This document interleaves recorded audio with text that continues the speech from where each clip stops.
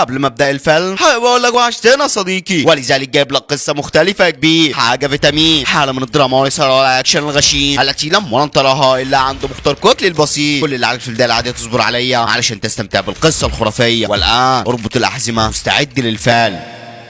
وبيبدأ الفيلم بالهند ايام الاحتلال البريطاني. الانجليز ساعتها احتلوا الهند كلها الا مملكه رانكيبو، لان رئيسها وحش عنيف مأمنها بالصابون والليف. المهم يا صديقي، اهل المملكه دي بيكونوا عايشين حياه سعيده، وزفيره بنت الملك ميرازا بتعمل تمثال للمدينه بالطين، وتمثال لباباها واقف عليها، وتمثال تاني البنت واقفه جنبه. باباها بيقول لها ده انا، بس مين البنت اللي رسمها جنبي دي؟ بتقول له حذر فزر. بيقول لها مش هكتر، اجمل بنوته في الدنيا دي كلها هي انت يا زفيره. بتقول له استنى كده. بيقول لها بتعملي ايه؟ بتقول له هقلع منها ضرسين لانه في ضرسين اتكسروا مني وانا بلعب في المهرجان. بيقول لها طب يلا بينا نروح لامك تكسر كل اسنان انا كمان. وهم مروحين بيلاقوا الانجليز ماسكين في بياع هندي. ميرازا بيقول لهم بس ياض منك ليه في ايه؟ البياع بيقول له الحقنا يا ريس، عايزين ياخدوا بضاعتي كلها علشان ما دفعتش الضرايب الشهر ده. واما قلت له لا اللي انتوا عباد عندنا، وطول ما الانجليز بيقبضوا هنبقى عباد تحتهم. الملك بيقول لهم انتوا مالكوش حكم هنا، ضرونا من هنا وريت ما توروناش وشوشكم العكره دي تاني. يلا غور ياض منك ليه. بيمشوا وهو بيمشي وشعبه بيكون في منتهى السعاده بيه. على بالليل بيكون قاعد في قصره والقلق باين على وشه. مراته بتاخد بالها وبتقول له طيب بما انك عارف ان الموضوع ده خطر ليه بعت اسلام مع كوداباش؟ يقول لها ده ابني لازم يروح دي الاصول. بتقول له كوداباش محارب جبار ولكن اسلام لسه شاب صغير، حرام عليك اللي انت عملته ده. يقول لها في ايه؟ ده ابني زي ما هو ابني، لو ما راحش مع كوداباش الانجليز كانوا هيفتكروني خايف منهم على ابني، وبما انهم اتاخروا لحد دلوقتي يبقى في حاجه غلط حصلت. بيروح على قائد الجيش بيقول له انا بعت الواد اسلام ابني مع كوداباش، راحوا على قريه دغبار بس لحد دلوقتي ما رجعوش. الظاهر ان الانجليز مش هيرجعوهم تاني. يا رجاله الكل يجمع هنا، احنا النهارده هنهاجم على قصر الانجليز في دار غبار. لو ما هجمناش على كلايف النهارده هو اللي هيجيب جيشه وهيهجم علينا زي ما هجم على كل الممالك اللي حوالينا. وهوب واحد من حرس الابراج بيقول له الحق يا ريس كلايف وجيشه هنا تعالى بسرعه. بيخرج بره وفعلا بيلاقيهم دخلوا المكان. بيقول له اسمع يالا احنا هنستقبلهم زيهم زي اي ضيوف، لو اديتكم اشاره هنتعامل معاهم زيهم زي اي عدو. وفعلا بيروح يستقبلوه. بيقول له مستر ميرازا معلش جيت لك من غير ميعاد وفي وقت متاخر، مش عارف اقول لك ايه. بيقول له عندك حق ما يخشش بالطريقه دي الا عدو. بيقعدوا بيقول له مستر ميرازا انت ما فكرتش ان انا وانت نبقى اصدقاء؟ بيقول له نبقى اصدقاء وبعدين تغدر بيا وتستعبد شعبي. بيقول له مش انت اللي انا عامل معاك لعبه زي دي لانها مش هتخش عليك اصلا، بس انا كنت مستني الفرصه وجاتني لحد عندي. انت عارف انا بشم الفرص وهي طايره واما بجري وراها بجيبها وجبتها ما تقلقش. بيرفع عليه سلاحه بيقول له ابن فين يا كلاي، وربنا لو حصل له خدش لا هتطلع من هنا عايش لا انت ولا رجالتك. بيقول له امسك العقل يا اخويا، الكره في ملعبك، اعمل فيا اللي انت عايزه. عايز تقتلني انا ما عنديش مانع، بس قبل ما تقتلني تعالى اوريك حاجه. بيشاور لرجالته بيخشوا بالمدفع ده. بيقول لهم شيلوا القماش. بيشيلوا القماشه بيكون مين مربوط في وش المدفع؟ هو اسلام يا صديقي. بيقول له شفت عمري دي فرصتي وده اللي جابني لحد هنا، خلينا اصحاب احسن، يلا نزل سلاحك. بينزل سلاحه وجنوده بيثبتوا جنود ميرازا تحت. ميرازا بيديله سيفه وبيمضي على عقد تنازله عن حكم المملكه. بيقول له عايز حاجه تاني؟ انا عملت لك كل اللي انت عايزه، فكبني بقى. بيقول له حقك. فكوها رجاله. بيولعوا في المدفع وبدل ما بيفكوه بيفرتكوها صديقي. ميرازا بياخد سيفه من الجندي ده ولكن التاني بيضربه بطلقه، بيبعد عنها بتيجي في مراته صديقي. بيخبطه بطلقه كمان بتيجي في كتفه ولا بتشغله. بيخلص على كل اللي قدامه بسيفه بيكون خلاص هيخش على كلايف، ولكن ابن الهرمه بيخرج الطبنجه وهي واحده في قلبه بيرقده. ما بيكونش فاضل غير بنته زفيره اللي بتروح جري على باباها وبتاخده بالحاض. بتلاقي كلايف قدامها بتصرخ في وشه بتحاول تشيل سيف باباها ولكن ما بتقدرش يا صديقي. ابن الهرمه بيرفع عليها السلاح وبيكون خلاص هيقتلها.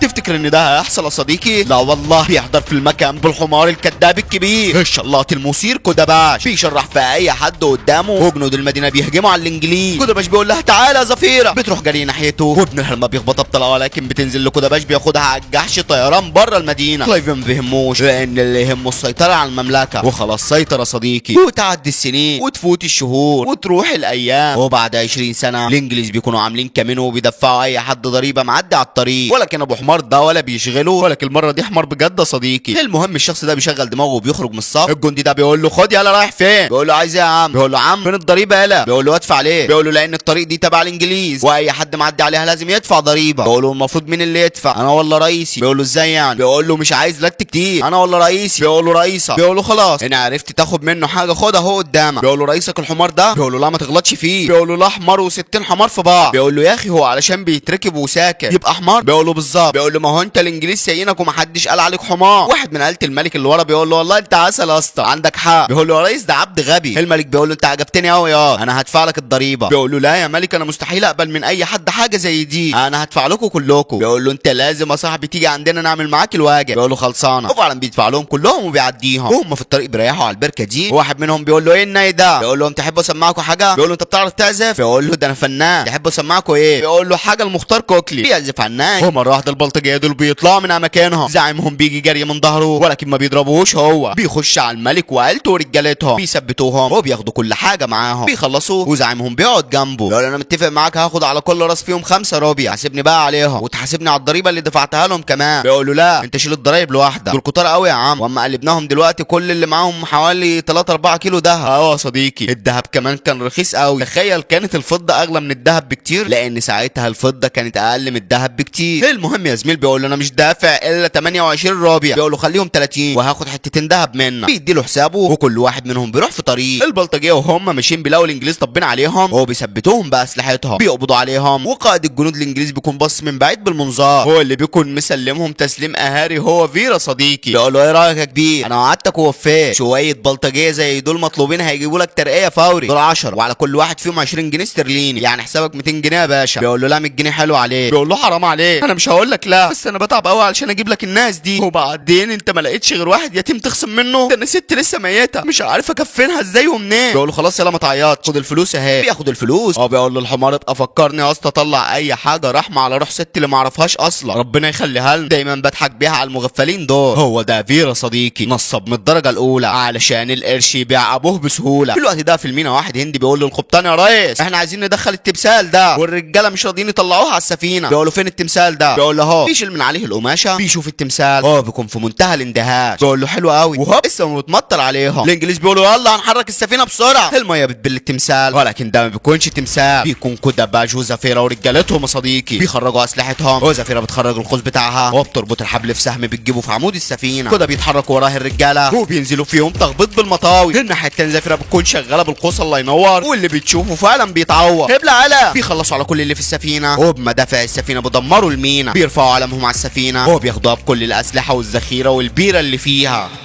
بيقول لواحد من رجالته مين ده ومين ابن الهرمه قائدهم ده؟ بيقول له ده كده باشا ريس معروف باسم عذاب. بيروح لكلايف هو بيحكي له كل اللي حصل. بيقول له بص يا ريس، وخد السفينه بالاسلحه والذخيره اللي عليها، الراجل ده مش اول مره يعملها. بيقول له ولا اخر مره، علشان كده لازم نجيب له معزه ونصطاده بيها. بيقول له يا ريس انا كنت فاكره زيك كده هنجيبه باي مصيده، ولكن ازاد ده من غير جيش وجيش لوحده، والمشكله محدش يعرف مكان جيشه لحد دلوقتي الا هو بس وجيشه، محدش يعرف لهم طريق، ففكره انك تجيب له معزه وتصطاده بيها مش هتعرف خالص. بيقول له انت ادرى في حيوان في دماغك معين يغريه ونصطاده بيه؟ بيقول له مفيش غيره واحد بس فيه. وفعلا بقول بيروح يجيبه من قفاه. بيقول له ولا هتعيش على مين؟ ده احنا دافنينه سوا. بيقول له ايه لازمه الكبسه اللي انت كبستها عليا دي يا ريس؟ ما كنت قلت لي تعالى وانا كنت هاجي لك بالحب والتراضي. بيقول له ما انا لو قلت لك عايزك توقع لي مين ما كنتش هتيجي. بيقول له عيب عليك، انا هندي من بره بس من جوه انجليزي، اديني اسمه بس وانا هديك خط سيره، ولو ما اعرفش يومين بس وهتلاقي عندك خط سيره. بيقول له ازاد. بيقول له نعم ازاد مين؟ اللي ملففكوا حوالين نفسكوا؟ بيقول له ايوه هو ده. بيقول له ده وحش مهين، انما انا حته هتي يا باشا، انا مش عارف انت شايفني ازاي، انا اخر ادلك على شويه بلطجيه حرامي وواحد ضرب فيكم من تحت لتحت، انما ازاد ده بطوله جيش بيضرب فيكم وش الوش. يقول له لا ما هو انت الوحيد اللي عمرك ما خيبت معانا، ولو فعلا مسكتنا ازاد هسفرك يلا على انجلترا. بيقول له يا باشا انا ما اكلت من الكلام ده، انما في الاول وفي الاخر كله كلام. بيقول له لا صدقني المره دي بجد، ومش هسفرك بس هديك حته ارض كبيره وفيها بيت مبني، روح وعيش حياتك وانبسط. بيقول له طيب انا عايز واحد صاحبي معايا في الطلعه دي. بيقول له ماله خده معاه. بيقول له ما هو مش موجود بره. بيقول له امال فين؟ بيقول له في المكان اللي بتحطوا فيه الناس اللي بمسكها لكم، السجن يا باشا. بيقول له بسيطه، وفعلا بيبعتوا على السجن، والمساجين بمجرد ما بيشوفوه بيتحولوا عليه كلهم عايزين يتلفوه. اخر واحد مدخله بيقول له مش هسيبك يا ابن الهرمه. بيقول له فكك مني. بيروح على زنزانه صاحبه. بيقول له وحشتني يا دسام. بيقول له فيه صديق عمري وحشتني يا صاحبي، فاكر اخر مره اتقابلنا فيها ايه اللي حصل؟ كنت مسلمني وسجني يا ابن الهرمه. بيقول له اخويا كان غصب عني. بيقول له كداب، انت من زمان واطي وخاين وابن هرمه يا اسطى، انا ليل نهار كنت بصلي وادعي بعد ما اخرج من السجن ما اشوفش وشك تاني. بيقول له بص يا اسطى من واحنا عيال صغيرين بدأناها سوا، عملنا كل حاجه سوا، بس انت عارف طبعي بسمع سيره الفلوس بتحول لواطي قد الدنيا. انت عارف انا من يوم ما سجنتك وانا حاسس بالذنب، قلت لازم اتوب، بس ازاي اتوب قبل ما اخرج صاحبي الحبوب؟ احنا هنطلع اخر مهمه سوا، تقدر تقول طلعت العمر. بيقول له ايه المهمه؟ بيقول له هنجيب ازاب. بيقول له يا سلام، هي دي فعلا الطلعات ولا بلاش؟ انت ما قصدكش طلعت العمر، قصدك طلعت اخر العمر. لا يابا انا اموت في السجن هنا ارحم ما اموت على ايد ازاب. بيقول له عيب عليك وانا معاك تخاف،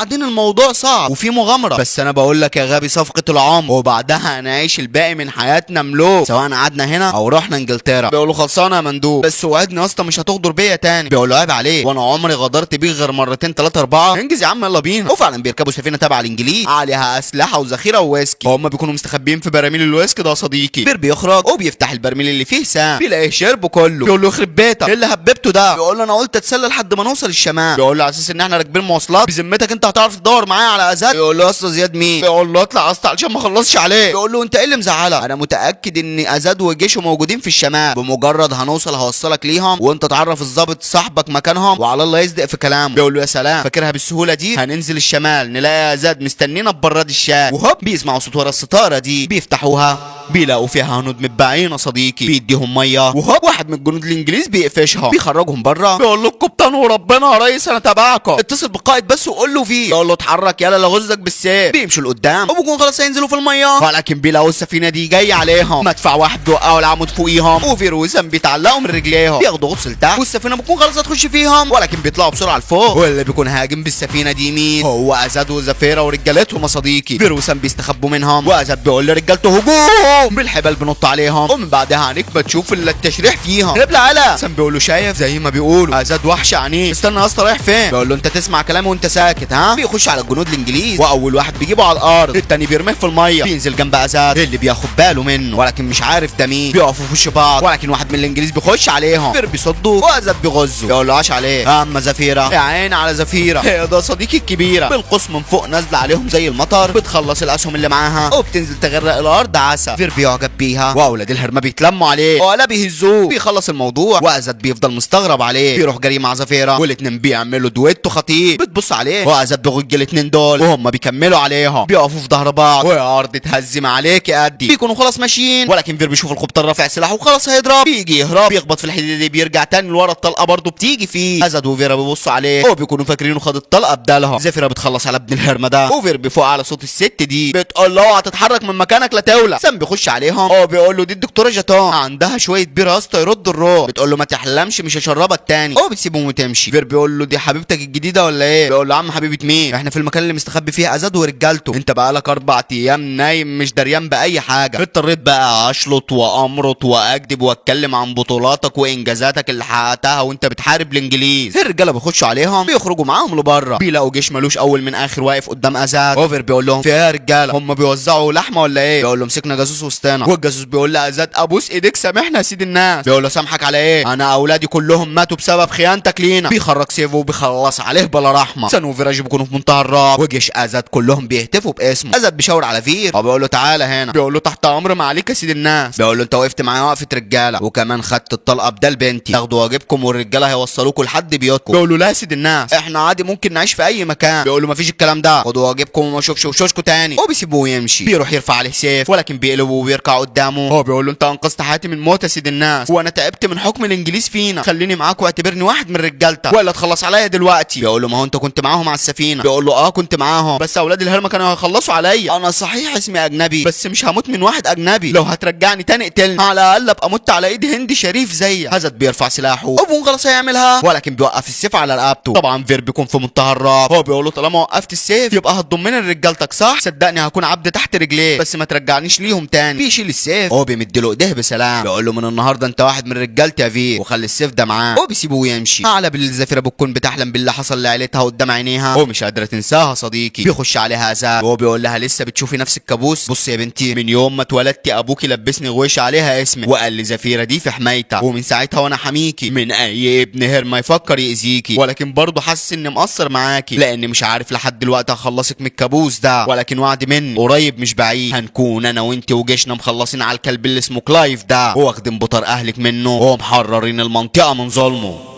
تاني يوم الصبح فير بيفضل يدور على زفيره وهوب بيتعلق من رجليه، بتكون هي اللي نصبه له كمينه صديقي. بيقول لها طب ليه المعامله دي؟ هو ده رد الجميل تسيبه وتمشي؟ بيفك نفسه وبيروح لازاد بيقول له هات البتاعه دي اساعدك. بيقول له لا تسلم، هو انا ليه كل ما ابص في عينيك احس انك بتدور على حاجه معينه؟ بينصدم ازاد بيقول له قصدي يعني نفسك تبقى حر، باين قوي عليه لعلك وقعت في طريقنا علشان نوصلك لحلمك وحلم ملايين الهنود. فير بيتاثر بكلامه وازاد بيكمل اللي بيعمله. فير بيروح يشيل معاه وازاد بيبدا يرمي الثقه فيه، بياخده معاه على الخشبه دي. اوفر بيقول بيقول له احنا رايحين على فين يا ريس؟ بيقول له رايحين على مملكه بيحكمها الانجليز، بس رئيسها الهندي بيساعدنا من وراها، بمجرد ما نوصل هناك ما ينفعش نمشي مع بعض، كل واحد فينا هيخش من بوابه معينه علشان ما حدش ياخد باله منا. وفعلا بيوصلوا وكل واحد بيروح في اتجاه. فيراجي بيروح يشرب، بيلاقي بوال مساعد كلايف في وشه، بيقول له ايه لسه ما عرفتش مكان ازاد؟ بيقول له ما اعرفش. بيقول له يعني مفيش اي اخبار؟ بيقول له لا مفيش، لانه هو معايا هنا. بوال بيفرح قوي. اوفر بيقول له بس انا عايز منك طلب تقبض عليه من غير اي مشاكل، شوف انت بقى هتخطط له ازاي، واهم حاجه في خطتك تهربني من هنا. بيقول له لما اديك الاشاره اهرب على طول. قول لي بقى فين ازاد بالظبط. في الوقت ده ازاد بيكون وصل لملك المدينه الهندي وبياخده بالحاضر. بيقول له ايه يا صاحبي انجز شوف هتعمل ايه، انا كرهت اوامر كلايف ابن الهرمه ده، احساس العبوديه وحش قوي يا صاحبي. بيقول له ما تخافش احنا خلاص قربنا. وهوبر بيخش عليهم بيسمعهم شويه من بعيد، ومره واحده بيقول له الحق يا سيد الناس مصيبه، الانجليز عرفوا خط سيرك وجم يقبضوا عليه. ازاد بيتحرك ولكن صاحبه بيقول له لا يا اخويا خليك هنا وانا هتعامل معاهم. وفعلا بيخرج بره بيلاقيهم في وشه، بيقفل الباب على ازاد وبيبدا يتعامل معاهم. ازاد بيبص من فوق بيلاقي رجالته اللي مات فيهم واللي اتقبض عليهم، وزفيره بتحاول تهرب منهم. ما بتعرفش يا صديقي. ازاد بيقول لي فير بقى انا يحصل معايا كل ده؟ بيقول له ما اعرفش ازاي يا سيد الناس. بيقول له بعتني بكام يا صاحبي؟ بينصدم. اوفر ما بيكونش عنده حل غير انه يخرج الوش اللي مخبيه. بيقول له بص ده انا ودي طبيعتي غدار. بيقول له المصيبه ان ده كمان طبعي، بثق في الناس بسهوله. بيخرج اسلحته وبيدي له واحد منهم. بيقول له ما فيش غير واحد فينا هيطلع عايش من هنا. الاتنين بيخشوا على بعض. اوفر بيقول له هو انت فاكر نفسك مين يا كركوب؟ انت عايز تحرر البلد من الانجليز؟ جيش البلد كله ما عرفش يعملها هتعملها انت يا كركوب. بيقول له طالما في امثالك هتبقى صعبه بس مش هتبقى مستحيله. ابلع على يا ابن التقيله. الاتنين بيكونوا متكافئين ومش عارف بصراحه صديقي اشجع مين. النار بتولع تحت منيهم وهوب بتمسك في الخشبه اللي واقفين عليها. الحبال اللي ناحيه ازاد بتتقطع، سلاحه بيقع منه لتحت ولكن هو بيفضل ماسك في الخشبه. فير بيشغل دماغه هو بيسيب الخشبه وازاد بيكون خلاص هيقع. وفعلا صديقي بيقع ولكن بيمسكوا في اللحظات الاخيره فيه. ازاد ما بيصدقش والاتنين بينزلوا لتحت بيقفوا. اوفر بيقول له بص انا لسه لاحقك من موته بشعه دلوقتي، اعتبر دي قصاد خيانتي ونقفل الصفحه دي ونفتح صفحه جديده، يلا بينا نهرب بقى. بيقول له مش هنعرف نهرب طالما السفينه اللي بره دي شغاله. بيقول له يعني ايه؟ طب استنى رايح فين؟ استنى. بيقول له اسمع فير انا راجل كركوب وكبرت في السن، ان ما متش على ايد الانجليز اكيد هموت من الكذب اللي احنا بنكذبه ده، ولكن قبل ما امشي عايز منك خدمه واحده يا ابني. زفيره من ساعه ما اتولدت وانا اللي بحرسها، دي اللي ابوها ادهاني يوم ما اتولدت وخلي بالك منها. بيقول له استنى هو انت هتثق فيا تاني؟ بيقول له ما انا قلت لك ده طبعي ما اقدرش اغيره. بيركب السفينه هو بيفك السلاسل وبيخرج عليهم، بينزل الميه وفير الجنود بيتلموا عليها وبيكون خلاص هينهوها. تفتكر ان ده هيحصل يا صديقي؟ لا لا لا لا والله. بيجي بالحنطور الوحش العنيف الاسد المخيف الكدابه التي بفشره هيكذب النهارده كتير. بيفك الحنطور من الحصان هو بيخرج سيفه واللي بيقابله بطياره. اللي بعده انا هساعده. بيخلص على كتير منها هو بياخد زفيره على الحمار وجري من المكان. زفيره بتبص على الغويشه اللي في ايديه فبتعرف ان ازاد سلم حراستها ليه. بتبص على ازاد اللي بيكون ماشي بالمركب ويخش في سفينه الانجليز بيفجرها وبيرجعوا تاني على اماكنهم.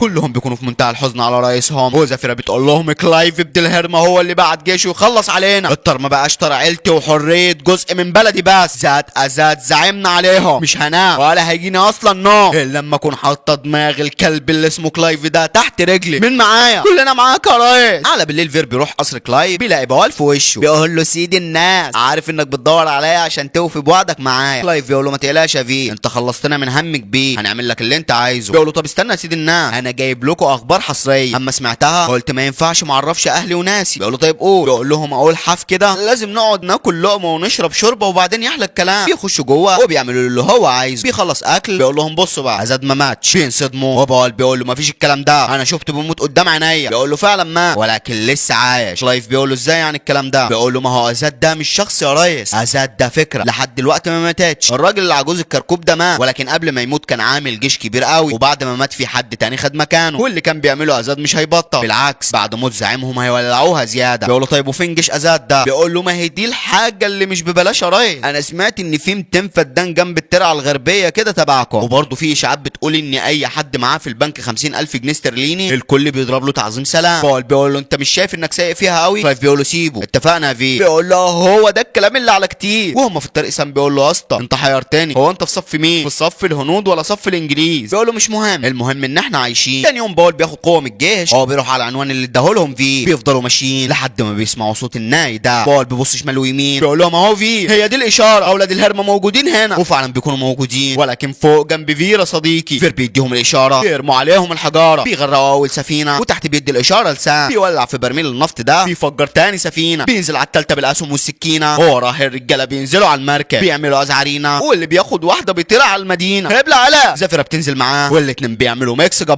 الجبار. ما تقولش مخموخ وصديقه الجبار بيسيبهم تحت يلعبوا مع بعض، وهو بيخش على بواع بيقول له لا عجبتني يا دافيد، بيخش عليه بسيفه، ولكن ابن الهرمه بيكون حريف. تفتكر انه هيفرق مع فيرا صديقي؟ لا والله، هي لفه في الثانيه بيكون واخد السيف بتاعه بيدي له واحده بيكسر له صداغه. رجالته بيكونوا مخلصين على كل الجنود، وباول بيقول له انت خاين يا ابن الهرمه. بيقول له يا جدع سامعين يا رجاله؟ قال انا خاين. لو انا خاين فانتوا الخيانه نفسها. يالا انا هسيبك عايش علشان توصل الرساله دي لرئيسك كلاي. الهنود مش عباده عند حد، وان ما لمش نفسه وكلابه ومشي بالذوق هنروح له لحد عنده ونمشيه عافيه. مش هيكون عايش علشان يمشي اصلا. مشوه يا رجاله. بينزلوه وبيسيبوه يمشي. سام بيقول له ايه يا اسطى؟ بص دي لو كانت لعبه انت بتلعبها على الناس دي فانا مش معاك اخويا. بعد اللي حصل النهارده انا مش هسيب الناس دي، لان الناس دي الحق، الناس دي الحريه. انا مش عارف اشكرك ازاي يا صاحبي، انا كنت جبان ولكن دلوقتي حاسس ان انا ممكن اضحي بنفسي علشان بلدي. لو عندي ذره شجاعه دلوقتي فالفضل يرجع لك يا صاحبي. هو بياخده بالحضن صديقي. في الوقت ده بوال بيوصل لكلاي وبيحكي له كل اللي حصل. بيقول له انا اسف يا ريس. بيقول له بتتاسف ليه؟ الغلط مش غلطه، غلطه في اللي هيعيش طول عمره ندمان عليها. بيقول له طب وهنعرف مكانه ازاي عشان نندمه عليها؟ بيقول له سيبها عليا. بيروح على السجن. هو بيخرج مين؟ فور اللي فير سجنه يا صديقي. بيقول له ازيك يا ابوه، مش عايز تاخد طارك من صاحبك فير؟ بيفرح قوي. وتاني يوم الصبح زفيره بتروح لفير وبتقول له خد السيف ده، سيف ازاء، انت اولى واحد بيه. بتسرح فيه وهو بيسرح فيها. بتفوق فبتبعد ايديها، بتسيبه تمشي، وعلى بالليل بيمشي زي الحرامي. هو بيسيب فلوس لسان صاحبه. بيروح لزفيره هو بيسيب جنبها سيف ازاء، بياخد بعضه ويمشي. هو بيخرج بره وبيكون خلاص ماشي،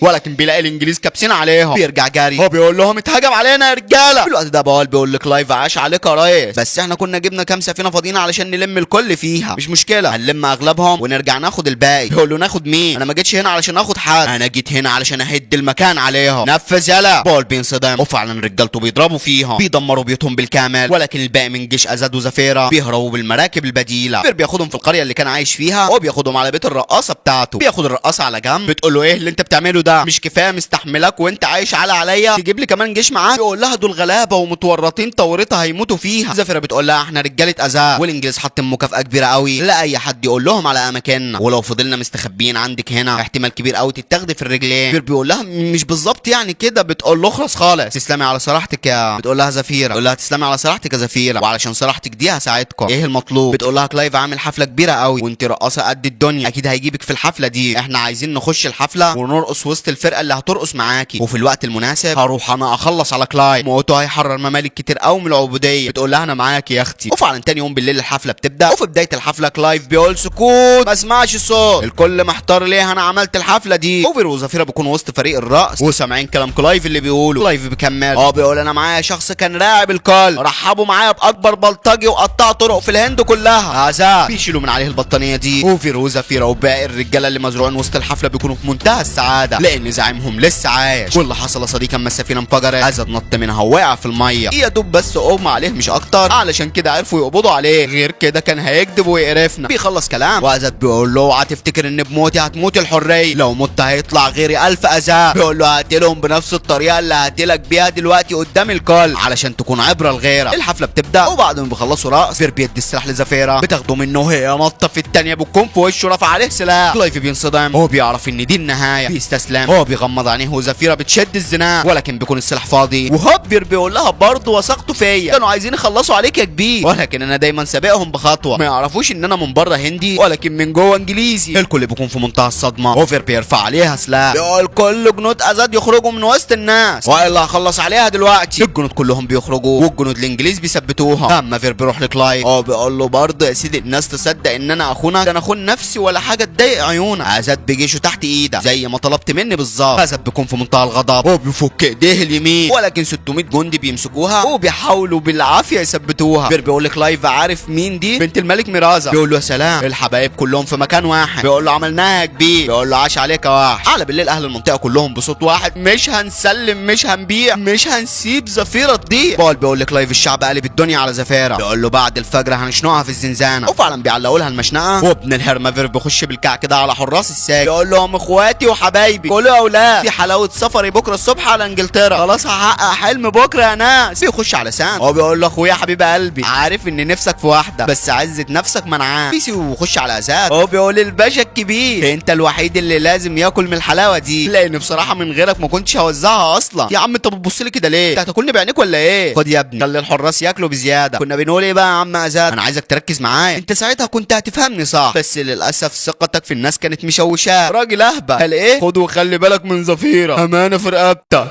اكتر حاجه كانت تعباني ان كنت بعمل حاجه مش عجباني اصلا، انا عمري ما كنت نضيف يا مان، انا اصلا واطي. بيقول له طب هات كحكايه كلها، بيقول له عينيا. بياخد له واحده ولكن بيهجم عليه، بيقول له عيب ده انت راجل كبير. بيقول له ولا انت مستفز قوي، كلامك ده سلاح تالم نازل على دماغي، اقتلني وخلصني واخلص مني. بيقول له انا ما جيتش بسلاح بس جيت بالساعه دي، والساعه 10 و5 هخلصك من كل ده، عد معايا. بيرفع سيفه هو بيقول له عد 1 2 3 وهوب حرس السجن كلهم بيطبوا على الارض، مش اللي جوه بس، اللي جوه وبره. صديقي هازارد بيستغرب، اوفر بيقول له يا كان قلبي هيقف لو ما وقعوه، اصل انا حاطط لهم مخدر في الكعب. انت طبعا مخك تخين مش فاهم حاجه، انا وزفيره والرجاله كنا جايين نخلص على كلايد، ولكن اكتشفنا انك لسه عايش. جت في بالي فكره جباره، لو سبت زفيره تخلص على كلايد كانوا رجالته هيخلصوا على اي حد يقرب ناحيتك علشان يفكك. قلت وماله، انا ابين لكلايف ان انا معاه واسلمه الجيش بزفيره واجي بعدها افكك ونخلص عليه سوا. بيقول له يا ابن الهرمه لو ما فكتنيش دلوقتي هخلص عليه. بيقول له عارف اني ما هونش عليك يا سيد الناس. بيفكوه وبينزل تحت رجليه، هازارد بياخده بالحضن والاتنين بيكونوا في منتهى السعاده. بيخرجوا بره وزفيره بتخرج من الزنزانه بترفع عليه سلاح، بكون خلاص هتقتله، ولكن هازارد بيقول لها لا يا بنتي فير معانا، خليني احكي لك كل حاجه بعدين. بتاخده بالحضن وهازارد بيقول لهم في نفق سر هنا هنعدي منه دلوقتي. فير بيقول له عاش عليك، خد سيفك بقى وروح خلص على كلايف وعدي له من النفق واعمل اللي انت عايزه. بيقول له انت، بيقول له اسكت مش رجلي وجعاني، الدكتور قال لي ما تتحركش لمده 25 سنه. بيقول له قدام يالا. بيروح معاهم هو بيخرج سنه وباقي الرجاله. كلايف بيكون في قصره وهوب الثلاثي المرعب بيهجموا على القصر، الجيش بيخش عليهم غلبانين ما يعرفوش دول مين، هازارد ورجالته المجانين كلهم يا صديقي بيكونوا مبدعين. كلامي على الهنود الكدابين بيعملوا ميكسات كلها فيتامين، وهازارد وفير فيهم مفرقعين. قبل على كلايف بيكون واقف في منتهى الرعب وعارف ان دي نهايته. بيقول له ولا بقى جهز لي السفينه بتاعتي خليني اهرب من هنا. بيقول له امرك يا ريس. هازارد بيقول لي فير روح شوف لي ابن الهرمه ده فين. بيقول له خلصانه. بيطلع فوق وهو تحت بيكدب بشفخانه. فير بيفضل يجري مش عارف رايح فين بس بيدور على كلايف، وهوب هو بيرفع عليه سلاحه. بيقول له عم العالم انا كنت بدور عليه، الحق هازارد ورجالته داخلين علينا. بيقول له كفايه يا اخي ما تعبتش من الحوارات دي، بس خلاص انت كده صح ماشي مع الحق يا فير، خليك مع الحق وما تبعدش عن اهل بلدك تاني روح. بيقول له مش معقول انا اول مره اشوف واحد من بره انجليزي بس من جوه هندي. بيقول له كلايف هيمشي انجل، وفعلا كلايف بيركب الصندوق ده هو بيكون خلاص هينزل على المركب، ولكن فير بيشبط في الصندوق وابن الهرمه بيفضل يغشغش فيه بالسيف، ولكن على مين؟ ده فير ابن الكدابين. بيبعدوه وبيخش عليه برجليه بيرقدوا. فير بيطلع فوق الصندوق بيفكوا هما الاتنين بينزلوا على الارض متدشملين. فير بيكون متدشمل اكتر ما بيقدرش يتحرك من مكانه. كلايف بيقوم له بسيفه وبيكون خلاص هيقتلوه، ولكن بيلاقي السيف اتخبط في كتفه بيبعده. بيكون من مين؟ هازارد ابن الكدابين. بيبص على زفيره هو بيفتكر اما كان هيقتلها وهي صغيره، بيرفع سلاحه عليها وبيكون خلاص هيعملها. تفتكر انه هيلحق يا صديقي؟ لا والله البت بتلف لفه جاتوه في الهواء وبتهرب من الطلقه سبحان الله، بترفع القوس عليه وبتخبطه بسهم بيعدي من جنب رقبته، بيخش في الصنم اللي وراه بينزل يخلص عليه. النار بتمسك فيه واخيرا النار اللي في قلبها بتطفى. هازارد بياخدها بالحضن وهو بيخرج بره للشعب والجيش هو وزفيره وفيه، والثلاثه بيكونوا في منتهى السعاده. وهنا بينتهي الفيلم يا ساده. اتمنى صديقي يكون كفيت ووفيت. حط لايك بقى لو نسيت، وكومنت من قلبك يفرح قلبي يا ريت، واشترك في القناه وفعل زر الجرس علشان يجيلك اشعار باي فيديو جديد، وخش خد لفه في القناه صدقني وبكل تاكيد هتلاقي فيديوهات كتير هتعجبك. اشوفك الفيديو الجاي يا قمر. سلام.